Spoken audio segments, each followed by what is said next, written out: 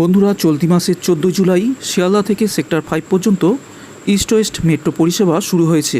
প্রথম দুদিনে যাত্রী সংখ্যা ছিল একেবারে তাক লাগানোর মতো। যেখানে পূর্বে গড়ে ইস্ট ওয়েস্ট মেট্রোর যাত্রী সংখ্যা প্রায় 3000 হতো, সেখানে এক লাফে যাত্রী সংখ্যা বেড়ে দাঁড়িয়েছিল 30,000-এর ওপরে। তবে শনিবার তা 30,000-এর নিচে নেমে এসেছে। মেট্রো রেল কর্তৃপক্ষ শিয়ালদা মেট্রো স্টেশন চালু হওয়ার পর প্রতিদিনের হিসেব তৈরি করেছেন, আর তা থেকেই জানতে পারা গিয়েছে যে শনিবার ইস্ট ওয়েস্ট মেট্রোর যাত্রী হয়েছিল 29,182 জন।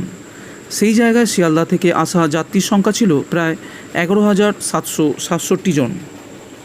কিন্তু আচমকাই এই যাত্রী সংখ্যা কমে যাওয়ার খুব একটা চিন্তিত নয় রেল কর্তৃপক্ষ, কারণ তারা জানিয়েছেন সল্টলেক পর্যন্ত ইস্ট ওয়েস্ট মেট্রোর পরিষেবা শুরু হয়েছিল 2020 সালে। ওই বছরেই মেট্রো চালু করা হয়েছিল ফুলবাগান পর্যন্ত, কিন্তু সেই পরিষেবা এত পরিমাণে লাভের মুখ দেখাতে পারেনি যা প্রথম দুদিনে করে দেখিয়েছে শিয়ালদা মেট্রো স্টেশন।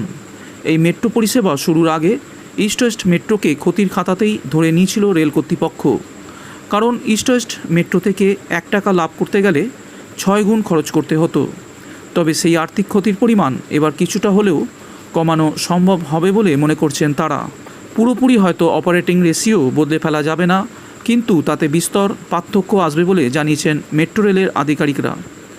যত যাত্রীর সংখ্যা বাড়বে ততই এই ক্ষতির পরিমাণ কমতে থাকবে। পরবর্তীতে যখন হাওড়া পর্যন্ত সম্পূর্ণ মেট্রো প্রকল্পটি শেষ হবে, তখন এইভাবে যাত্রী সংখ্যা বাড়তে থাকলে খুব সহজেই ক্ষতির পরিমাণ কমিয়ে আনা যাবে। আর শনিবার যাত্রী সংখ্যা 30,000-এর নিচে নেমে আসার কারণ হিসাবে তাদের যুক্তি, এই দিন কলকাতার বহু তথ্য প্রযুক্তি অফিসসহ বেসরকারি অফিসগুলি বন্ধ থাকে, যার কারণে যাত্রীদের যাতায়াত করার কোনো প্রয়োজন পড়ে না।